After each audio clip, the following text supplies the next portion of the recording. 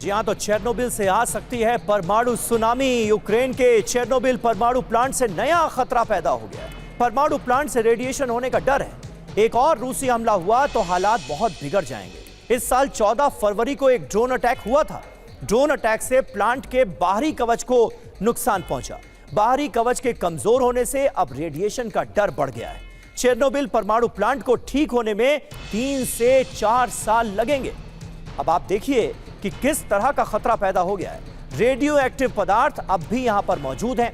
Reactor 4 में uranium plutonium के अवशेष मौजूद हैं। 2016 में लगाया गया विशाल स्टील ढांचा मौजूद है। ढांचे को लगातार रखरखाव की जरूरत है। ढांचे पर हमला हुआ तो रेडिएशन फैल सकता है और अगर ऐसा हुआ तो बड़े पैमाने पर तबाही आ सकती है। और चेरनोबिल परमाणु प्लांट का इतिहास भी आपको बता देते हैं। चेरनोबिल धमाके से कैसे दुनिया दहल चुकी है। यूक्रेन के उत्तर में प्रिप्यात शहर में यह मौजूद है। 26 अप्रैल 1986 में इस प्लांट में हादसा हुआ था। रिएक्टर नंबर 4 में ही विस्फोट हुआ। रेडिएशन से 30 लोगों की मौत हुई और हजारों लोग प्रभावित हो गए। 30 किलोमीटर का इलाका खाली कराना पड़ा। यूक्रेन का प्रिप्यात शहर पूरी तरह से वीरान हो गया था। बेलारूस, रूस सहित यूरोप के कई हिस्से भी प्रभावित हुए थे। हादसे के बाद प्लांट को कंक्रीट के कवच से ढक दिया गया। प्लांट में रेडियो एक्टिव पदार्थ अब भी मौजूद है।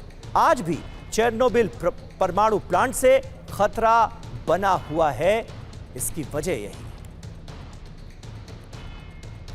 और चीन के खिलाफ ताइवान की जंगी तैयारी सामने आई है। नौसैनिक सुरक्षा को बढ़ा रहा है Taiwan. Anti ship cruise missile बना रहा है ताइवान।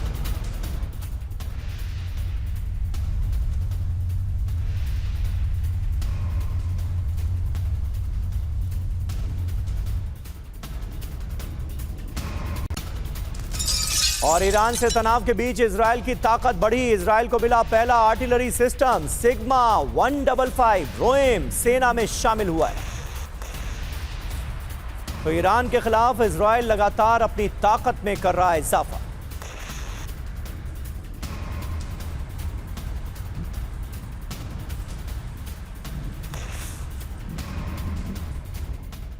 और एक और बड़ी खबर आ रही है। रूसी एयरफोर्स की ताकत भी बढ़ाई गई है। एयरफोर्स में Tu-160M विमानों को शामिल किया गया है। परमाणु हथियारों को ले जाने में सक्षम है यह बॉम्बर।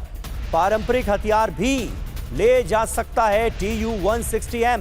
लक्ष्यों पर सटीक हमले के लिए इसे डिजाइन किया गया है।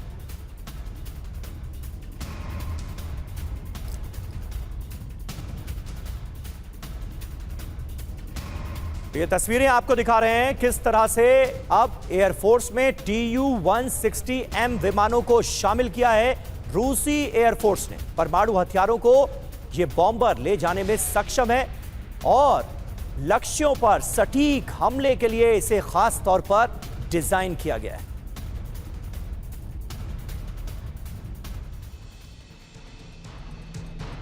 तो Tu-160M कितना घातक है ये आप जान लीजिए। 12,000 से 14,000 किलोमीटर इसकी रेंज है। स्पीड है इसकी 2,200 किलोमीटर प्रति घंटा।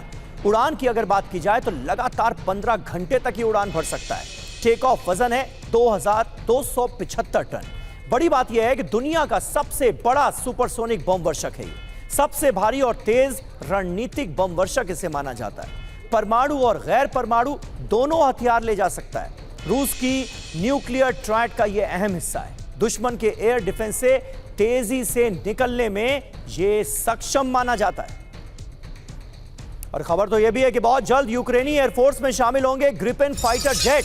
ग्रिपेन फाइटर जेट की ट्रेनिंग लेंगे यूक्रेनी पायलट, यानी तैयारियां दोनों तरफ हो रही हैं। स्वीडन से मिलेंगे 150 ग्रिपेन फाइटर जेट यूक्रेन को।